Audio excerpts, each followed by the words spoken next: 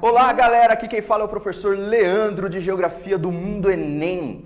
E nós estamos aqui agora também na TV Sol. Se você quer saber os principais assuntos de geografia no Enem e nos principais vestibulares, fiquem ligados aqui no canal 48 da TV Sol e siga a gente nas redes sociais também, beleza? Valeu! Comércio exterior do Brasil. Pessoal, quando a gente fala comércio exterior do Brasil, nada mais é do que as trocas comerciais entre o Estado Nacional Brasileiro com outros Estados nacionais pelo mundo. Tudo bem? Dentro de uma lógica geopolítica. E para a gente entender o comércio exterior do Brasil, a gente precisa entender o que é balança comercial. Balança comercial, como o próprio nome diz, é uma medida de trocas mercadológicas entre um país específico.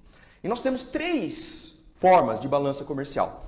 Você pode ver aqui, ó, uma balança comercial favorável significa que a exportação é muito maior ou maior do que a importação.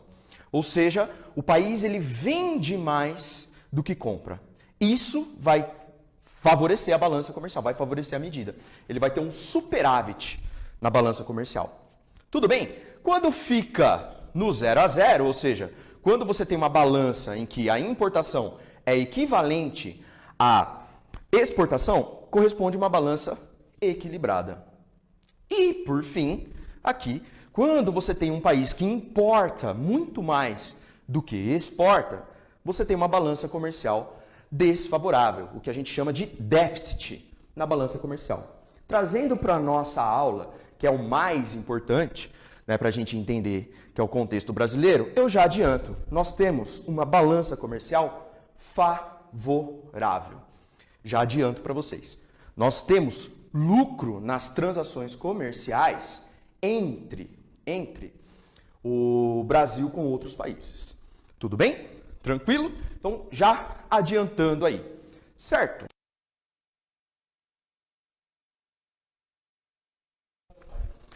Tudo bem, gente? Tranquilo? Então, nós temos uma balança comercial favorável. Continuando aí, ó, o que significa o Brasil fazer parte de um conjunto de países que chama Global Trader? Significa que o Brasil faz parte do jogo econômico da nova ordem mundial, ou seja, do mundo pós-Guerra Fria. O mundo pós-Guerra Fria é a vitória do capitalismo, é um mundo globalizado, tendo apenas um sistema econômico vigente, que é o sistema capitalista, perante o mundo todo. Certo? Então é o Brasil, ele negocia com o mundo inteiro, a gente vai ver isso, ou seja, tem uma economia aberta, comprometida com os princípios do multilateralismo, do liberalismo comercial mundial e membro da Organização Mundial do Comércio, ou seja, membro da OMC. Ou seja, o Brasil tem uma economia capitalista e faz comércio com o mundo inteiro. É isso que significa. Certo? Multilateralismo significa vários lados, ou seja, faz comércio com o mundo todo. É nesse sentido. Tudo bem? Agora, gente, nós precisamos entender os principais produtos de exportação do Brasil. Ou seja, o que o país vende para o mundo. Então, a gente vai para uma escala de medida. O número 1 é muito maior que o número 2, o número 2 maior que o número 3 e assim por diante. E sem dúvida nenhuma, nós temos uma balança comercial favorável devido às commodities.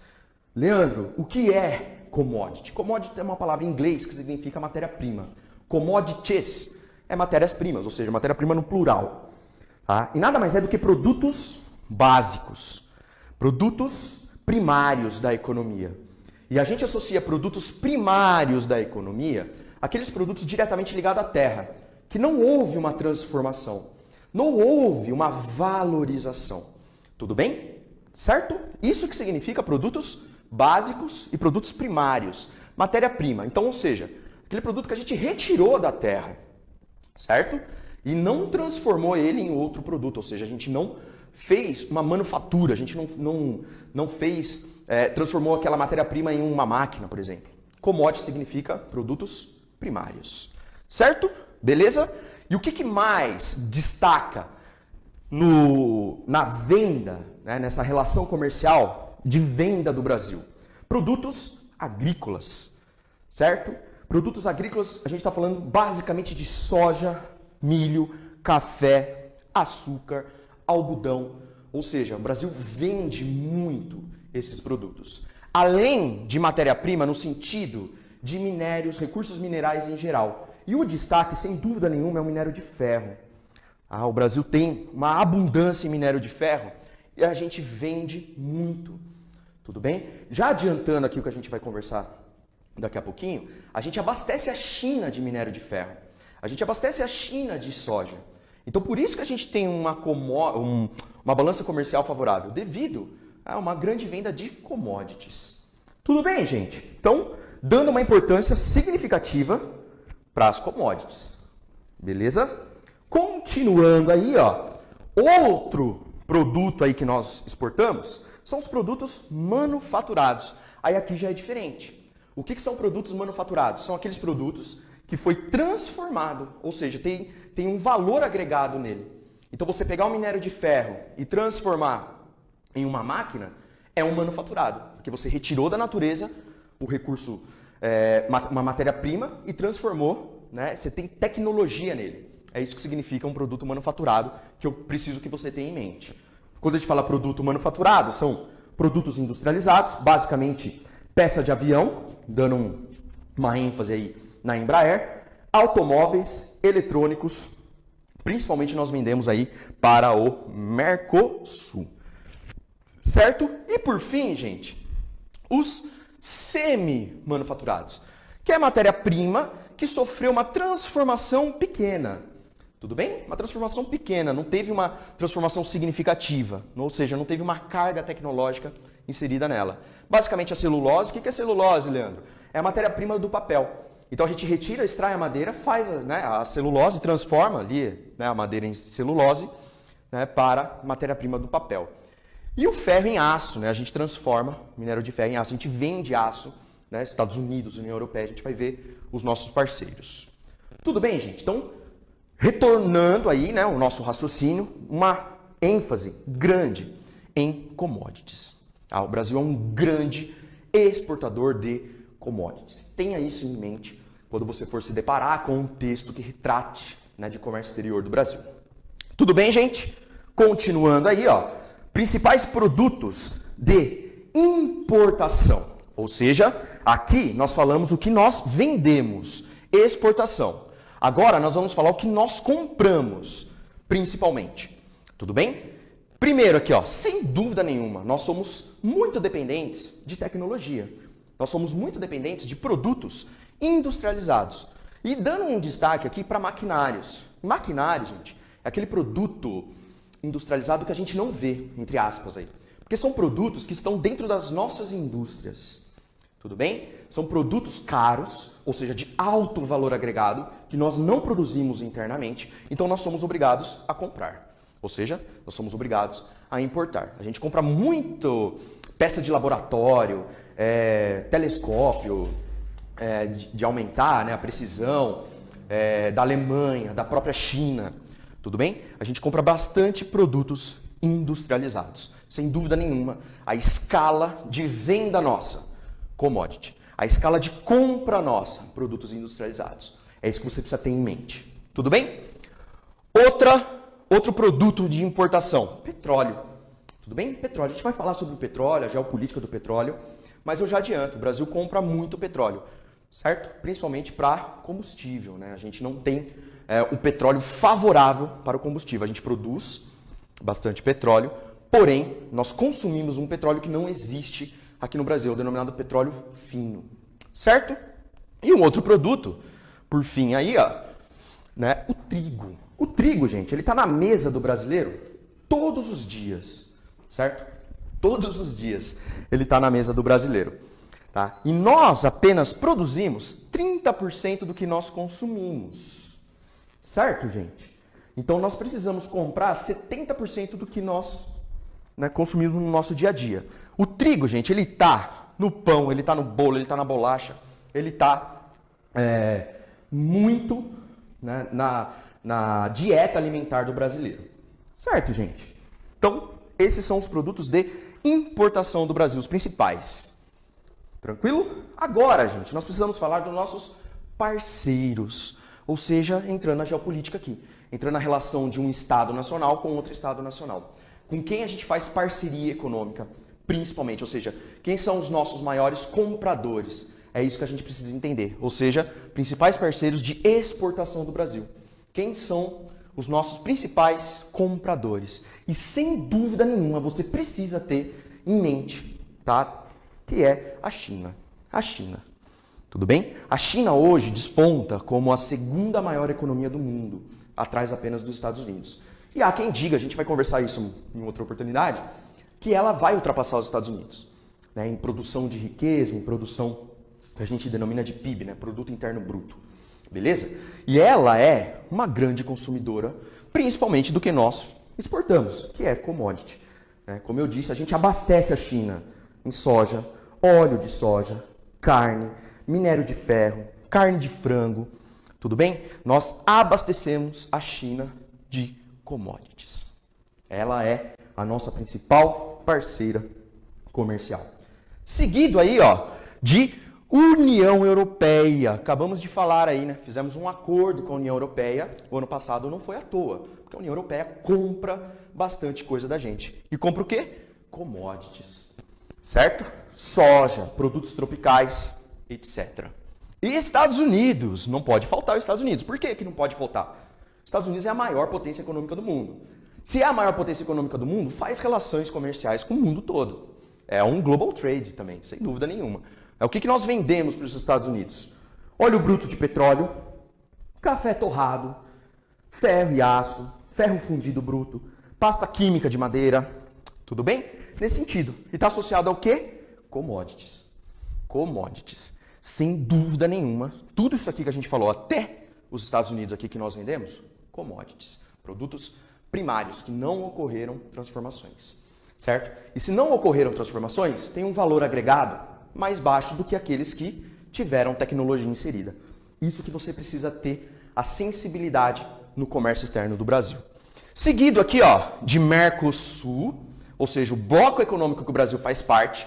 E o Mercosul, gente, já adiantando, principalmente a Argentina. Tá? A gente vende bastante produtos para a Argentina, produtos industrializados. Peças de automóveis que são produzidas aqui, peças industrializadas, de produtos industrializados em geral. Certo? E por fim o Japão. O Japão, ele tinha uma posição, né, mais ranqueada do que o Mercosul, mas nos últimos anos, justamente por o Mercosul ser um bloco econômico, o Mercosul ultrapassou. E o que a gente vendia para o Japão? Principalmente o quê? Commodities. Vocês tem que ter na sua mente que a gente vende commodities. Beleza? Tranquilo, gente? Isso que nós vendemos, né, os nossos parceiros comerciais que nós vendemos, ou seja, a galera que compra da gente, os nossos clientes. Então é fundamental nós termos uma excelente relação diplomática com essa galera. Tudo bem? E e os parceiros que nós compramos? De quem que nós compramos? Beleza? Ou seja, o que nós somos clientes de quem, principalmente? E aqui de novo, China. China. Certo? A China hoje é a indústria do mundo. Ela produz basicamente tudo. E o que nós compramos da China? Produtos eletrônicos, maquinários industriais, né? E produtos eletrônicos aqui em geral. Com certeza alguém que está assistindo aqui tem um celular da China. Tudo bem? Algum produto eletroeletrônico chinês. Certo? É nesse sentido aqui. Então é o nosso principal parceiro de compra também. Nós compramos bastante produtos da China. É o nosso principal, sem dúvida nenhuma. Tudo bem? Seguido de Arábia Saudita. Você vai falar, nossa, Arábia Saudita? Sim, petróleo.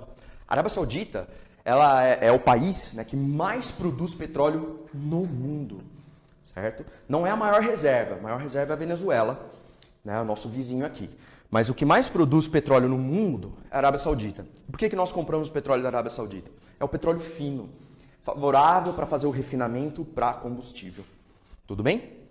Seguido aqui de Argentina, o que nós compramos principalmente da Argentina? Trigo, certo? Aquele produto que eu falei que nós não somos autossuficientes, ou seja, nós não produzimos tudo que nós consumimos. Então, por isso que nós precisamos de trigo da Argentina. E seguido aqui, né, de União Europeia e Estados Unidos, que envolve materiais eletrônicos e maquinários industriais. Tudo bem, gente? Esses são os nossos parceiros de importação dentro da lógica do comércio externo do Brasil. E aí, gente, eu abro uma OBS. E aqui que você precisa entender, tá? Depois vocês vão aprofundar, é um tema muito atual, né? Quando a gente fala comércio externo do Brasil, é um tema que cai muito em atualidades. Mas o Brasil, o que você precisa entender? É um grande exportador de de produtos de baixo valor agregado. E um grande importador de produtos de alto valor agregado. Tudo bem? E nos últimos anos, o país vem passando pelo processo que nós chamamos de reprimarização da economia, intensificando a produção e exportação do setor primário, ou seja, gente, commodities. Então a gente está retornando para uma vocação histórica do Brasil. A gente está retornando para uma vocação que desde o período colonial nós temos, dentro da lógica comercial, que é abastecer, no caso, nossa antiga metrópole. Depois o nosso parceiro era a Inglaterra, e seguido, né, Estados Unidos e o mundo todo, os principais parceiros que a gente conversou agora. Nós abastecemos de produtos primários, agrícolas. Então açúcar, minério de ferro, soja, óleo bruto de petróleo, etc. Tudo bem? E o que isso significa? Nós vendemos bastante produto com baixo valor agregado, barato. E nós compramos produtos com alto valor agregado. Então, para nós termos uma balança comercial favorável, a gente tem que exportar muito, mas muita commodity. Muita commodity. E a gente vai ter outras oportunidades para aprofundar nisso. A gente vai falar de geografia agrária, a gente vai falar de recursos minerais, a gente vai falar de fontes de energia. E a gente vai entender o porquê que o Brasil exporta muita commodity. Então a gente tem uma política direcionada para essa galera, né, para essa bancada, para esses empresariados. Tudo bem? Porque nós dependemos aí de vendas de commodities para nós termos uma balança comercial favorável. Tudo bem? E se nós quisermos produzir produtos com alto valor agregado, o que nós precisamos investir? Em tecnologia. Investir em tecnologia, a gente precisa investir o quê? Em educação. É nesse sentido que você tem que caminhar o seu raciocínio. Produtos primários não tem tanta tecnologia, ou seja, é só você retirar da natureza e mandar para fora. Mais ou menos isso, é o raciocínio grosso aqui que você precisa ter. Agora, se você quiser transformar, por exemplo, estou com um tablet na mão, isso aqui tem muita tecnologia, isso aqui tem muito investimento em educação, isso aqui tem muito investimento em ciência, tem muito investimento em escola, etc. Tudo bem? O Brasil produz um tablet, ele pode até produzir, mas a tecnologia é de fora. Tudo bem? Quem tem lucro é quem inventa a tecnologia. Isso que você precisa ter em mente para entender as relações comerciais do Brasil com o resto do mundo. Beleza, gente? E aqui, nós temos a evolução das exportações brasileiras por tipo de produto entre 1965 a 2010. Entenda aqui, tá bem coloridinho para vocês, tá? Bem coloridinho. Em rosa, são os produtos semi-manufaturados, que teve pouca transformações, certo? É o que nós temos de menos aqui, né? O que nós menos exportamos, no caso. Manufaturados são os produtos industrializados, aqueles produtos com alto valor agregado, aquele que precisa de tecnologia. Nós vendemos, né, em segundo plano, né, segunda colocação. Em terceira colocação, onde nós estamos aqui, produto básico. Certo? Produto básico é aquela matéria-prima ou produtos agrícolas. Certo? Produto básico, como o próprio nome diz, não tem alto valor agregado, ele é básico. Certo? Então, o que eu quero que vocês entendam? A nossa dinâmica aqui. Então, sempre, década de 60, o Brasil não tinha uma indústria consolidada. Vocês vão estudar em história e quando a gente for falar de indústria, a gente vai conversar sobre esse elemento aqui. Por que nós vendemos produtos industrializados? É a nossa vocação histórica, a gente foi colônia. Tudo bem? Então sempre foi o primeiro. Só que, a partir da década de 80, com a industrialização do Brasil, nós passamos a vender muito mais produtos industrializados. Até recentemente. Até nessa última década. Então, gente, até essa última década, o Brasil tinha produtos industrializados sendo o nosso carro-chefe da exportação. Nos últimos anos, nos últimos 10 anos, nós aumentamos a intensidade na exportação de commodities. Por isso que isso significa a reprimarização da economia. Então, isso que você precisa ter em mente quando trata de comércio exterior do Brasil. O Brasil, voltando aqui para a observação, O Brasil é um grande produtor de commodity e um grande importador de produtos industrializados.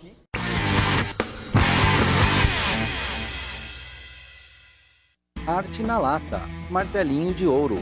Somos uma oficina especializada em reparação automotiva, completa para te atender. Contamos com o serviço de martelinho de ouro e estética automotiva, restauração de rodas, mecânica completa, culinaria e pintura. Estamos na rua Carlos Gomes, 420, Vila Vitória 2, bem atrás do estádio do Primavera. Arte na Lata, a oficina que seu carro merece. Açaí Container, o melhor açaí de Indaiatuba. Venha provar açaí 100% natural. Cremes sem gordura, mais saudável, mais leve e mais gostoso. Estamos localizados na Avenida Engenheiro Fábio Roberto Barnabé, no número 3944. Telefone WhatsApp 19 3312 2746. Faça o seu pedido para o delivery. Açaí Container, o melhor açaí de Indaiatuba. Mercado baratíssimo, sua economia começa aqui. Produtos com até 50% de desconto. Venha aproveitar os preços baixos diariamente em nossa loja. Aceitamos os cartões de débito, crédito, Pix e dinheiro. Estamos localizados na Avenida Ario Barnabé 376, no Jardim Morada do Sol, Indaiatuba. WhatsApp 19 99999 4550. Mercado baratíssimo, sua economia começa aqui.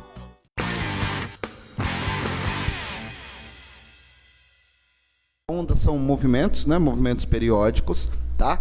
Na verdade, você pode colocar que a onda é a perturbação em um meio, né? Sucessivas, uma perturbação só no meio gera um pulso. Sucessivas perturbações no meio vão gerar ondas, tá? E aí a figura que nós vamos mais aparecer, né? Mais estudar sobre onda, são essas figuras aqui, ó. Aqui eu tenho um exemplo de uma onda transversal, ó.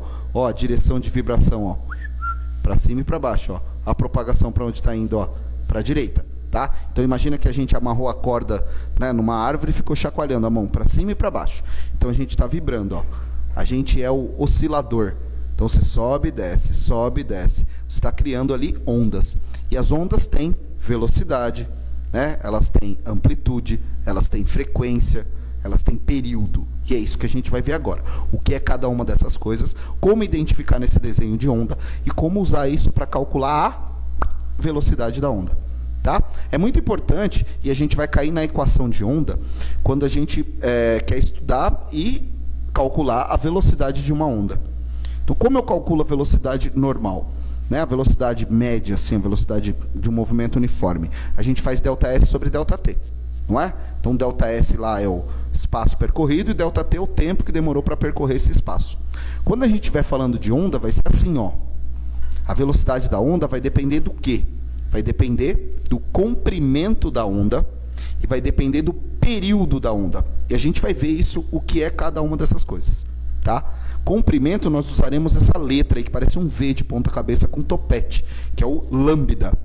Tá? Uma letra bastante usada aí na área da física, né? Tanto da matemática também, e nós utilizaremos isso para calcular comprimento de onda. Beleza? Então vamos entender aí, né, quais são os elementos da onda e o que a gente vai ter que estudar. Bom, período. Primeira coisa que a gente vai ver da onda, então, é o período. O que é o período de uma onda? Período é o tempo que demora para acontecer uma onda. Tá? Então, nós teremos aí diversos valores para períodos, dependendo do tipo de onda. Tá? O período ele tem uma relação com a frequência da onda. O que seria a frequência? Seria quantas vezes essa onda, né, aparece num determinado tempo. Então, isso seria aí a frequência da onda. Então, o período, vamos pensar, ocorreu uma onda. Quanto tempo demorou para isso acontecer? O tempo que demora para acontecer uma onda, nós chamaremos de período. Tá? Como é que a gente calcula o período? A gente só consegue calcular o período se nós linkarmos ele com a frequência. Tá? Ou se a gente tiver, por exemplo, um gráfico. Esse é o gráfico típico de onda. Ó, tá? Então você tem aí, ó, a cada sobe e desce aqui uma oscilação. Tá? Uma onda, ela começa, por exemplo, ó, começa aqui e é a soma de uma crista Então a parte mais alta da onda nós chamamos de crista, tá? Então é a soma de uma crista e um vale, tá? A parte mais baixa da onda nós vamos chamar de vale e a parte mais alta da onda a gente vai chamar de crista. Então quando nós somamos uma crista a um vale, tá? Nós temos o quê? Nós temos uma onda. Então o tempo que demorou para que isso ocorra, nós chamaremos de período, tá bom? Então, ó, crista e vale. Nunca esquece disso. Ponto mais alto, crista, ponto mais baixo, vale, tá? Frequência. O que é frequência? Frequência é o número de ondas que vão ocorrer naquele tempo observado. Então, eu estou olhando 1 minuto. Em 1 minuto ocorreram 100 ondas. Qual é a frequência? 100 ondas por minuto. Tá? Se eu estou olhando lá 2 segundos, ocorreram 10 ondas. Então, são 10 ondas em 2 segundos. Qual é a frequência de ondas? São 5 ondas a cada 1 segundo. Então, a frequência é o número de ondas em um determinado tempo. Período, tempo para ocorrer uma onda. Frequência, número de ondas em um determinado tempo. Ah, você pode estar pensando, quem que determina esse tempo? A situação, o problema, o exercício, não sei. Tá? A gente vai olhar ali e vai analisar. Nós podemos calcular a frequência de vários movimentos repetitivos, também chamados como movimentos periódicos. Né? Nós temos qual é a frequência do ponteiro dos segundos de um relógio. Né? Frequência seria o quê? O número de voltas que ele dá em um determinado tempo. Então, sei lá, você vê, ele deu uma volta em 60 segundos. Então, a frequência seria 1 sobre 60. Ah, o ponteiro das horas, ele dá uma volta em 12 horas. Então, a frequência é 1 sobre 12 voltas por hora. Então, frequência tem a ver com o número de repetições em um determinado tempo. Tá? Eu já falo das unidades de medida de tudo isso. Beleza? Aqui, ó, eu tenho um exemplo de uma onda, né, que tem menor frequência, maior frequência e aqui menor amplitude.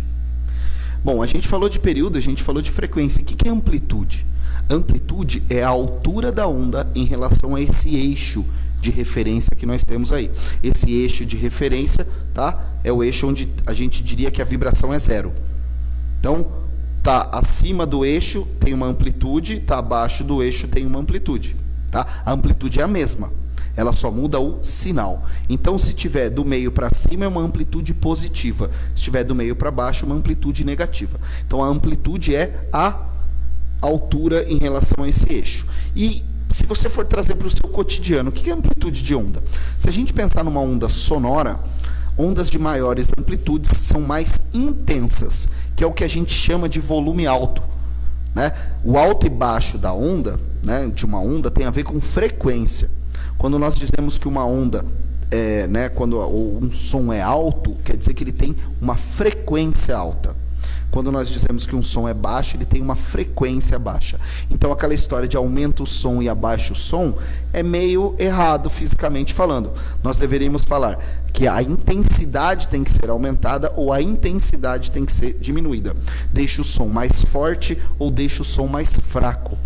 Tá? Então, a amplitude tem a ver com isso, com a força do som. Se a gente for pensar numa luz, né, uma luz de alta amplitude vai ser o quê? Ela vai ser bem intensa, né? E de baixa amplitude vai ser menos intensa. Então, a amplitude tem a ver com isso daqui, ó, tá? Tem a ver com essa altura aqui, ó. Olha a amplitude dessa onda, olha a amplitude dessa onda e olha a amplitude dessa onda. Né? Você percebe que essa onda tem menor amplitude em relação a essa e menor amplitude em relação a essa. Outra coisa que nós estamos olhando aí no desenho é o comprimento da onda. O que é o comprimento da onda? É o espaço que ela percorre num determinado tempo, é o tamanho dela. Tá? Lembra que eu falei que uma onda é composta, né, por uma crista e um vale? Então, basicamente, né, uma crista e um vale. Então, aqui, ó, nós temos um vale, né? E aqui eu tenho metade de uma crista mais metade de outra crista. Então, se eu somar metade dessa crista mais metade dessa, eu tenho uma crista inteira. E se eu somar essa crista inteira com este vale, eu tenho um comprimento de onda. Então, eu tenho um lambda. Esse Existem 3 maneiras da gente descobrir o tamanho de uma onda, o comprimento dela. Ou a gente vê a distância entre 2 cristas consecutivas, nós teremos um comprimento de onda. Nós podemos também calcular esse comprimento de onda vendo a distância entre 2 vales consecutivos. A gente também calcula um comprimento de onda.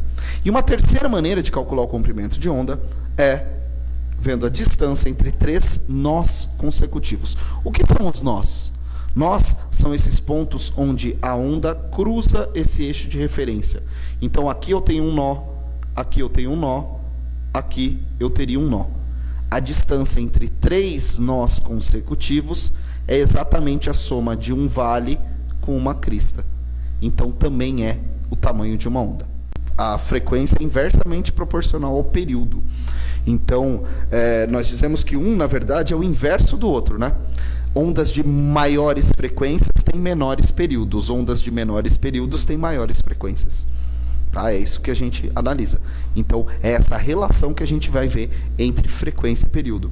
Por exemplo, se uma onda demora 10 segundos para acontecer, se o seu período é de 10 segundos, a sua frequência é de 1 sobre 10 oscilações por segundo ou hertz. Né? Então, a frequência seria 0,1, 1 sobre 10. Se o período é 2, a frequência é meio. Tá? Então, essa relação inversa sempre vai existir. Maneiras de calcular. Então, eu vou desenhar aqui, ó, deixa eu ir um pouquinho mais para o lado aqui. Ó. Eu posso calcular o comprimento de onda, ó, medindo a distância daqui até aqui. Ó. Aqui, ó, eu tenho um lambda. Tá? Por quê? Lembra que precisa de um vale e uma crista? Ó, você tem meio vale aqui, você tem meio vale aqui, e você soma com essa crista aqui. Então, aqui a gente tem uma onda. Existe uma outra maneira também, ó. Quer ver? Opa, peraí. Não. Opa, cadê o meu? Aqui, tinta. Outra maneira de calcular aqui. Você pode pegar, aqui é um nó, aqui é outro nó, aqui é outro nó. Então, isso daqui, ó, chama nó, tá? A distância entre 3 nós consecutivos também te dá um comprimento de onda. Olha por quê, ó.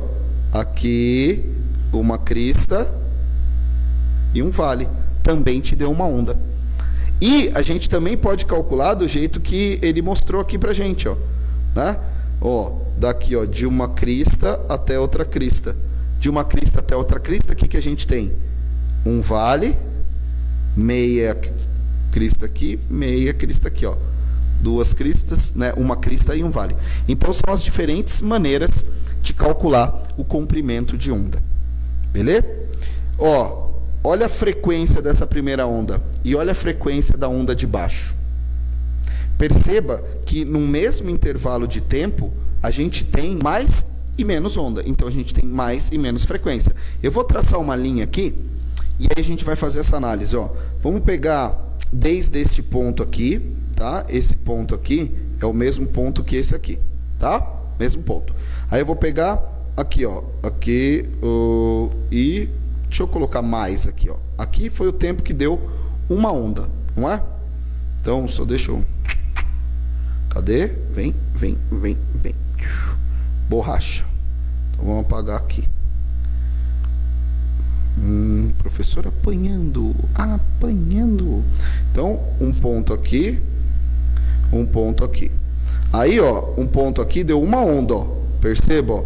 Uma crista, um vale, aqui deu uma onda. Vamos pegar esse mesmo tanto aqui, ó, e descer, ó. Chegar aqui, mais ou menos, ó. Né? Vamos pensar que é mais ou menos no mesmo ponto aqui. Quantas ondas eu tenho embaixo? Ó, um vale, uma crista, uma onda.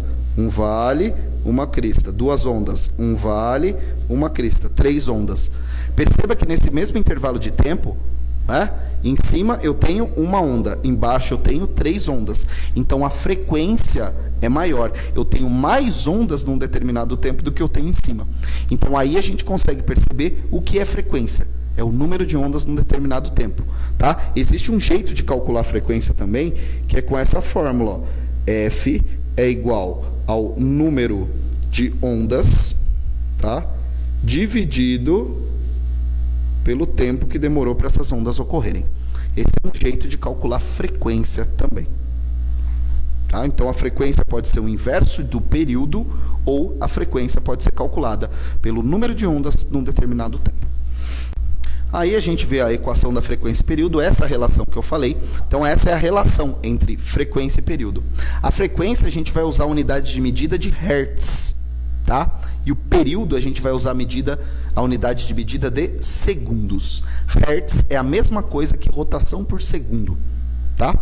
Então, lembra, unidade de medida de frequência, Hertz. Por quê? Homenagem a Frank Hertz, tá? Físico, e desenvolveu vários experimentos com ondas.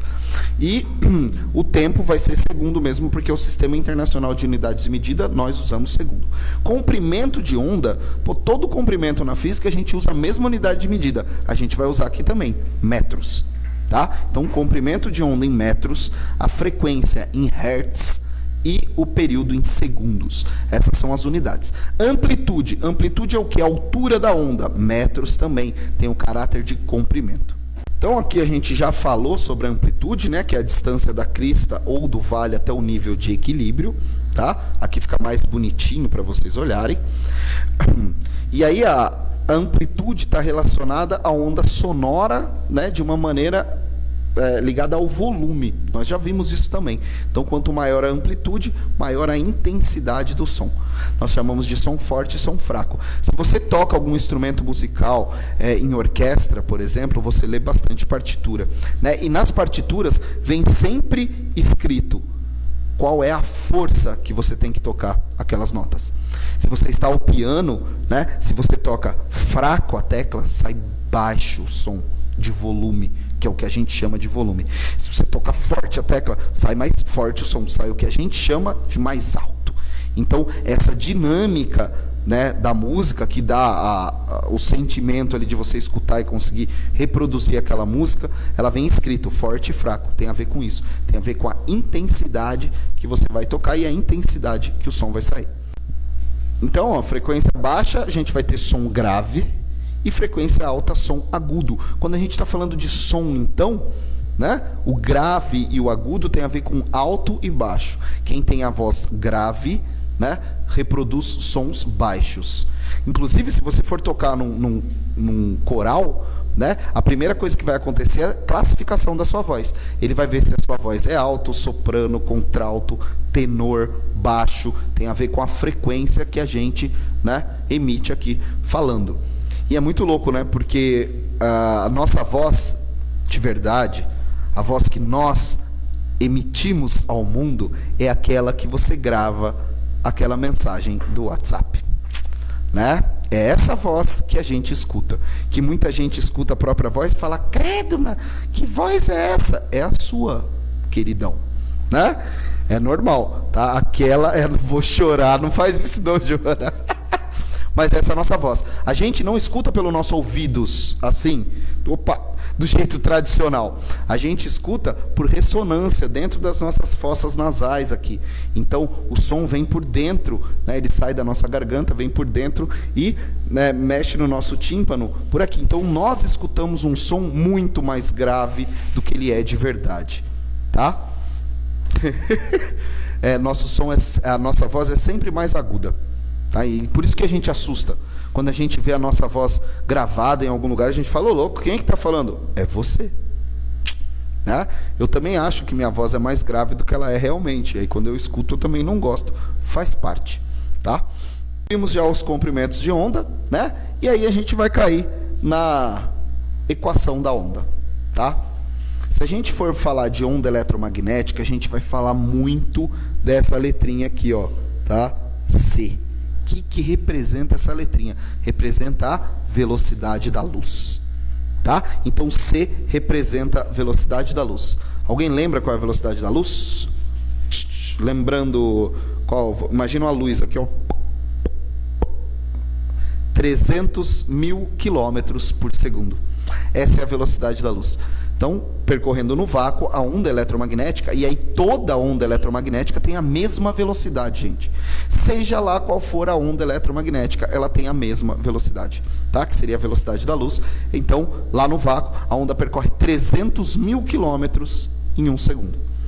Um pouquinho só mais rápida que o som, né? O som percorre 340 metros em 1 segundo, numa temperatura média de 20 graus, que é o que a gente imagina, tá? Então, é muito diferente, né? Por isso que a gente vê o raio antes, depois a gente escuta o trovão. Porque a luz se propaga mais rápido do que o som, né? Isso a gente aprende desde pequenininho. Então, ó, comprimento da onda sonora e da onda... comprimento de onda sonora ou da onda eletromagnética, tá? Lambda vai ser sempre comprimento.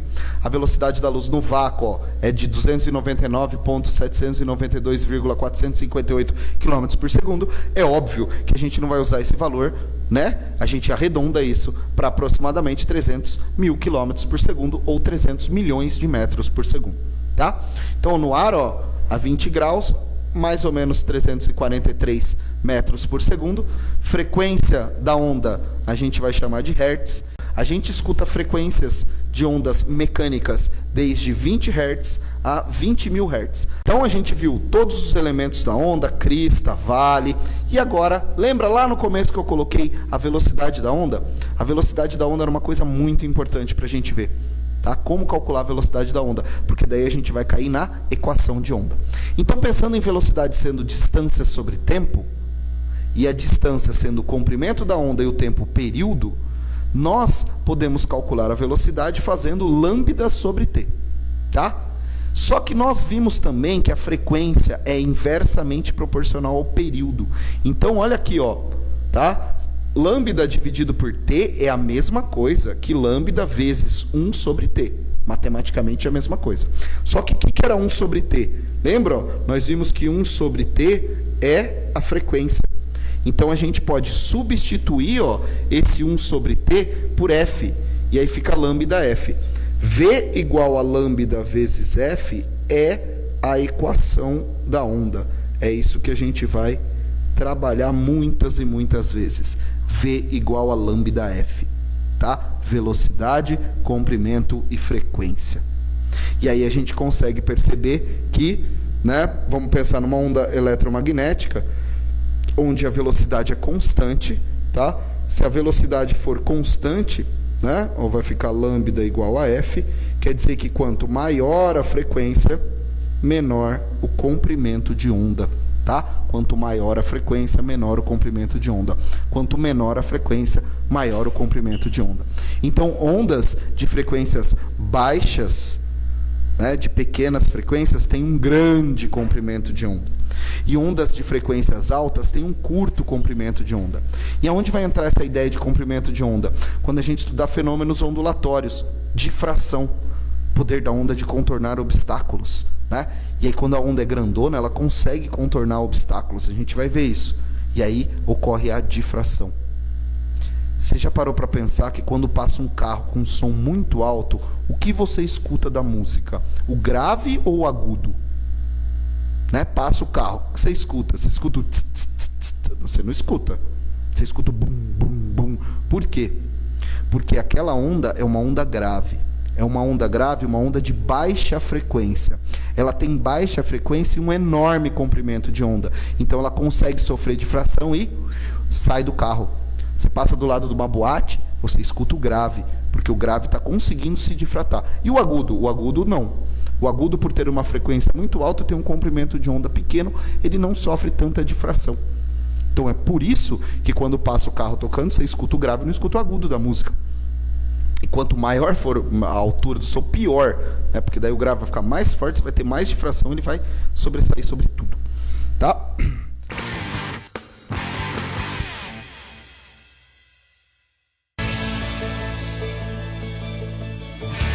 José Carlos Tonin Empreendimentos e Obras, Projetos e Construções. Fez os primeiros edifícios de Indaiatuba. Com mais de 5.000 obras já executadas, projeta e constrói desde edícula até grandes edifícios. José Carlos Toninho Empreendimentos e Obras. Há 50 anos realizando sonhos para Indaiatuba e região.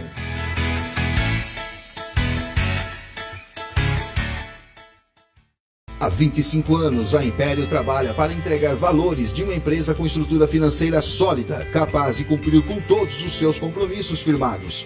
Valores para assumir funções que às vezes vão além dos preços acordados, com muita qualidade e credibilidade em tudo que faz.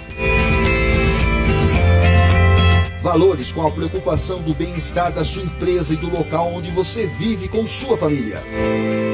Esta é a Império, uma empresa que acredita nos valores. Aqui na piscina.com você encontra tudo para a sua piscina. Você pode encontrar produtos químicos para tratamento, acessórios para limpeza, além de assistência técnica de equipamentos e construção de projetos para a sua piscina. Estamos localizados na Avenida Engenheiro Fábio Roberto Barnabé, número 77, Vila Nossa Senhora Aparecida. Telefone 19 99 143 5079. Pensou em piscina? Pensou piscina.com.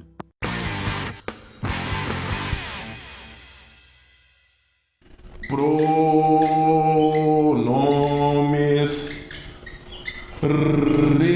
relativos. Bom, o próprio nome dos pronomes já demonstra a função dos pronomes, né, Laurinha? Pronome relativo, adivinha? Faz relação, é isso aí mesmo. Conecta as oraçõezinhas bonitinhas, beleza? Que nós temos. Além de tudo isso, os pronomes relativos, eles introduzem oração subordinada adjetiva. Os pronomes mais lindos que nós temos no planeta. Nós temos dois grupos de pronomes relativos, ok? Dois grupos. Nós temos um grupo que se chama, olha que bonitinho, um grupo que se chama grupo anafórico. Márcio, o que é um pronome anafórico? Eu disse para vocês na aula passada o que é um pronome anafórico, chuchu. Um pronome anafórico é aquele que retoma elementos anteriores. Retoma elemento anteriormente citado, né? Quais são os pronomes que fazem isso? Olha lá, o que, o qual e o quem e o onde. Esses são os pronomes que se chamam pronomes anafóricos, beleza? Até colocar aqui um Szinho para nós termos ali anafóricos bonitinhos com plural, beleza? Então, pronomes anafóricos. Aí você tem o quê? Aí você tem o pronome catafórico. Ou seja, só tem um pronome relativo que funciona como catafórico. Catafórico, só para lembrar, é aquele pronome que anuncia, que avisa que tem coisas na frente, anuncia o que está na frente. Então, quem é ele? Ó, pronome catafórico é o nosso querido amigo cujo, beleza? Então, são esses caras aí, ó. O cujo é catafórico, o que, qual, quem e onde são anafóricos. Detalhe importante, tá, gente? Em especial, a palavra que é o pronome relativo mais comum que nós encontramos por aí, olha que bonitinho. O quezinho, ele é o cara que mais aparece por aí. Tem mais, ele tem muitas funções. Às vezes ele não é pronome relativo. Às vezes ele acontece como conjunção, às vezes ele acontece como partícula de expletivo, pronome interrogativo, o que é um monte de coisa ao mesmo tempo. Mas quando ele é pronome relativo, e como é que eu vou identificar isso? O que, quando é pronome relativo, ele pode ser trocado pela palavra qual. Aliás, todos os pronomes relativos do conjunto anafórico só são pronomes relativos mesmo se eles puderem ser trocados por qual. Então, o qual, o quem, olha lá que bonitinho, o onde. Então, a palavra qual é a nossa referência de teste, tá? Você está no meio da frase, você não sabe se o pronome que você tem na mão é um pronome relativo, o que você faz? Você tenta trocar esse cara por qual. Se der para trocar por qual, ele é um pronome relativo, beleza? O cujo não tem conversa, o cujo é isso aí mesmo, é isso aí mesmo, é mesmo, é isso aí, beleza? Então, bora lá. Algumas informações importantes. Então, primeira coisa que nós vamos trabalhar é o conjunto anafórico, beleza? Então, como assim, chuchu? Vamos lá, vou apagar aqui, ó, o catafórico e vamos brincar no conjunto anafórico. Então, o primeiro cara aí é o nosso bom e lindo, maravilhoso que. O nosso quezinho, ele é o cara, beleza? Ele é o cara maravilhoso, bonito, que só. Vou até puxar para cá para sobrar mais espaço para nós. Olha que bonitinho, sobrando mais espaço para nós. Então vamos lá, ó. Seguinte, lindinho. Vamos brincar um pouquinho com os anafóricos. Vamos entender de que maneira que esses caras atuam dentro do texto. Os pronomes relativos são os caras mais importantes no que a gente chama de coesão. Beleza, lindinho? Então, os caras ali são os caras mais importantes no conjunto da coesão. Por quê? Porque eles conectam elementos e isso é extremamente importante. Vou fazer duas frasezinhas aqui para vocês, ó. Eu vi o gato. Olha que bonitinho. O gato era peludo. Olha que coisa mais linda, mais fofa, mais gostosa. Eu vi o gato era peludo. Olha que bonitinho. Pegou? Legal. Você vai perceber que nós temos duas vezes a palavra gato aqui. Então, quando você vai juntar essas frasezinhas, uma dessas palavras gato vai virar um pronome anafórico aí do grupo de cima, beleza? Então vamos lá. Você pega, por exemplo, aqui, ó, eu tenho esse gato aqui e eu tenho esse gato aqui, beleza? Eu vou juntar essas duas frases e vou atuar. Olha que bonitinho. Então vamos lá. Vou primeiro manter essa aqui, ó. Eu vi o gato que era peludo. Beleza? Então vamos entender o que aconteceu, Chuchu. Olha lá, aquele gato lá de cima, ele virou esse gato aqui de baixo, ok? Aliás, esse quezinho aqui de baixo. Então, é isso que o pronome relativo faz. É basicamente isso que o pronome relativo faz. Ó, esse gato de cima é exatamente esse mesmo quezinho de baixo aí, certo? E toda vez que você encontrar a palavra que funcionando como pronome relativo, e como é que eu vou descobrir isso? Eu troco por qual para ver se é isso mesmo, ó. Então gato é menino, então eu ponho o o, porque é gato, é menino, ó, o, qual. Se encaixar, aquilo ali é pronome relativo mesmo. Olha lá, ó. Eu vi o gato, o qual era peludo. Então já encaixou, já saquei, já entendi. Eu vi o gato, o qual era peludo. Maravilhoso, beleza? Olha que bonitinho, maravilhoso. Olha que coisa mais fofucha do mundo. Olha lá, ok? Legal. O que e o qual automaticamente retomam o antecedente, beleza? Isso aqui é função anafórica. Então, ó, o que ele sempre retoma o elemento anterior. Tudo bem? Bonitinho? Olha lá. Tudo bem, tudo bem, tudo bem. Claro que eu poderia ter utilizado esse que aqui, ou esse gato aqui para substituir e daria na mesma, tá? Só para você entender o que seria, ó. Olha lá, vou fazer uma frase dissociada aqui só para você entender, ó. O gato que vi era peludo. Olha lá. Então, o gato que eu vi era peludo. Olha que bonitinho. Tá vendo esse aqui? Mesma coisa, ó, Chuchu. Ele retoma o antecedente dele aqui, ó. A diferença é que eu troquei esse gato aqui e não o outro, tá? É a mesma coisa. E claro, do mesmo jeito dá para você trocar por qual, ó. O gato, o qual vi. Simples assim, entendeu? Todo mundo understand? Então esse é o primeiro passo aí dos pronomes relativos. Pronomes relativos. Então grupo anafórico ainda, hein? Então vamos lá. Esse trocar por qual aqui, ó, esse trocar por qual pode resolver um problema bom, um problema maneiro, que é um problema de ambiguidade. Como é que é essa história, Márcio? Atenção, atenção, atenção. Quem vem lá? Quem vem lá? Atenção, quem vem lá? Bonitinho, bonitinho, maravilha. Olha lá, atenção, quem vem lá? Bom, lindos, olha lá. Ambiguidade. Claro, com que o que eu vou dizer para vocês aqui necessariamente não acontece sempre, tá? Vou explicar para vocês por quê. Então vamos lá. Vamos, olha que bonitinho, vamos à casa de Arnaldão, que era horrível. Então olha que bonitinho. Vamos à casa de Arnaldão, que era horrível, beleza? Anotou? Olha lá, vamos à casa de Arnaldão, que era horrível. Bom, qual é o problema aqui, Márcio? O problema é que esse quezinho fantástico que aqui está, olha que lindo que ele é, ó. Esse quezinho fantástico que aqui está, ele na verdade, ele é invariável. O que significa isso, Márcio? Significa que esse cara aí, ele não tem uma conexão clara com o antecedente. O problema é que, na verdade, nas outras frases que eu pus para vocês, nós tínhamos um antecedente só. Aqui nós temos mais de um antecedente possível. Então, isso que eu vou explicar só vai funcionar em que situação, Márcio? Só vai funcionar quando houver mais de um antecedente possível e quando, olha lá, eu só vou conseguir resolver problema de ambiguidade se houver mais de um antecedente possível e esses antecedentes possíveis anteriores aí, se eles tiverem algum tipo de diferença, ou no gênero ou no número, tá? Então, ó, vamos à casa de Arnaldão. Casa é feminino, Arnaldão é masculino. Beleza, chuchu. O que tá retomando quem, ó? O que tá retomando qualquer um dos dois.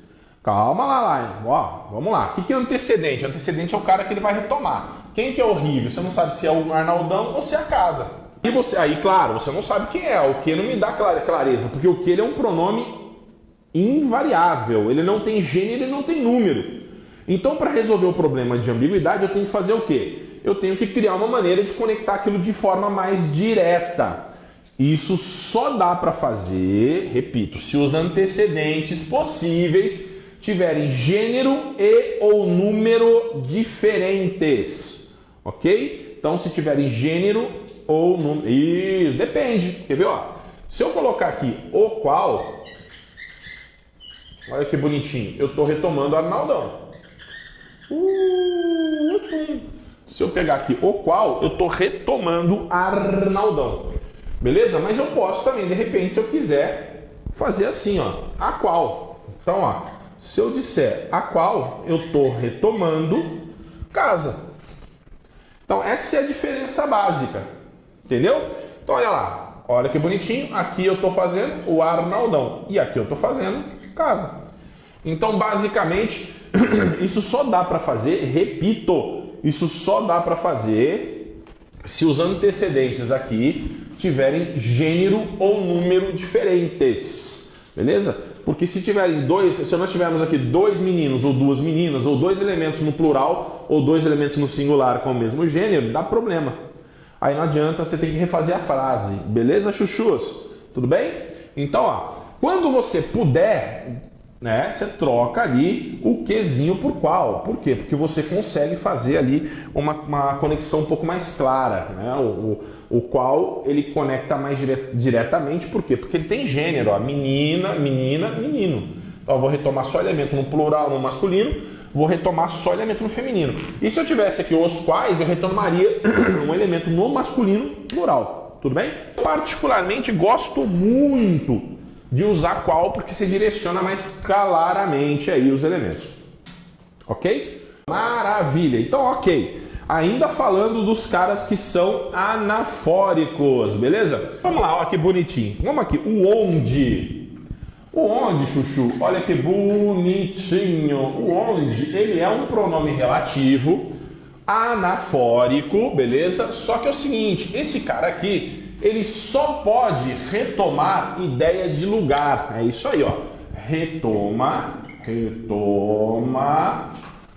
ideia de lugar. E tem mais, tá? Lugar físico. Físico. Você vai ver o que significa exatamente isso, tá? Ó.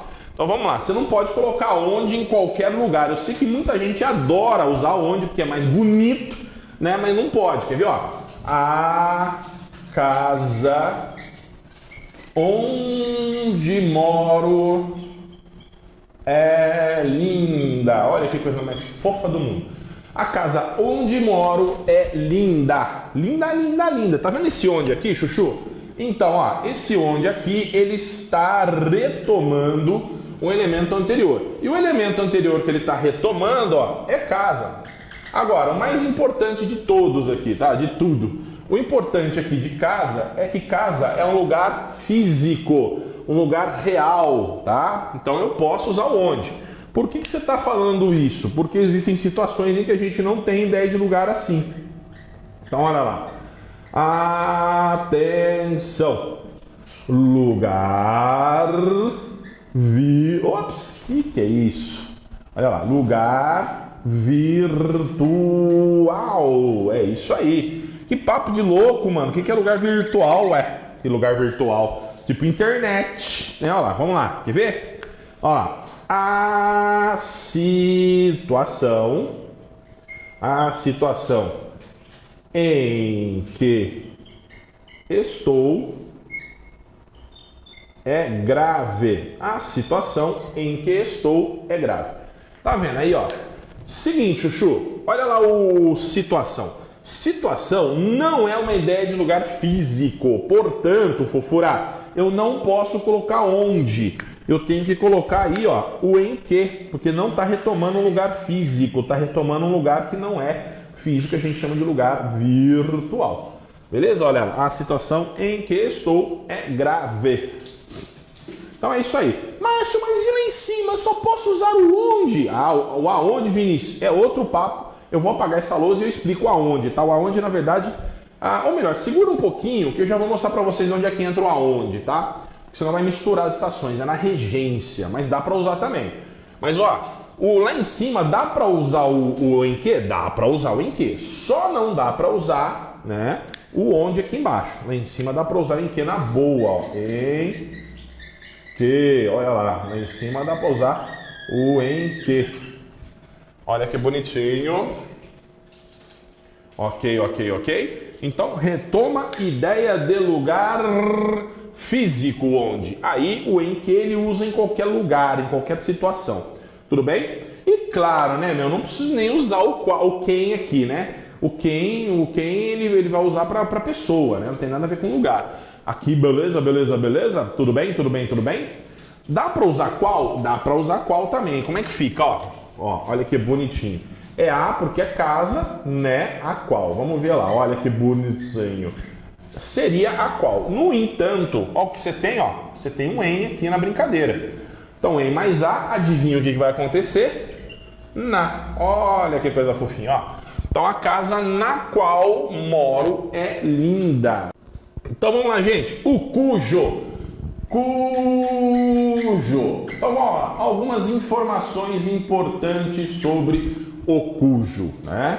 Seguinte, chuchus, coisas que só o cujo faz para você, ó. Não, olha que bonitinho, aceita artigo. É isso mesmo que você ouviu. Ou seja, não existe cujo o, não existe cuja, e aí vai, beleza? Então, ó, não existe cujo o, nem cuja a, nem cujos os, nem cujas as. Primeira coisa que você já vai ter na cabeça aí. Beleza? Segunda coisa, olha lá.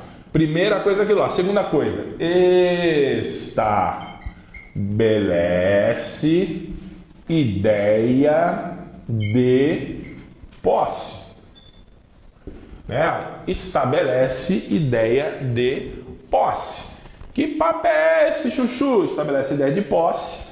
Ou seja, você já vai ver bonitinho aí, tá? Então vamos lá, quer ver? Vamos fazer aqui, ó. Eu vi o rabo do gato.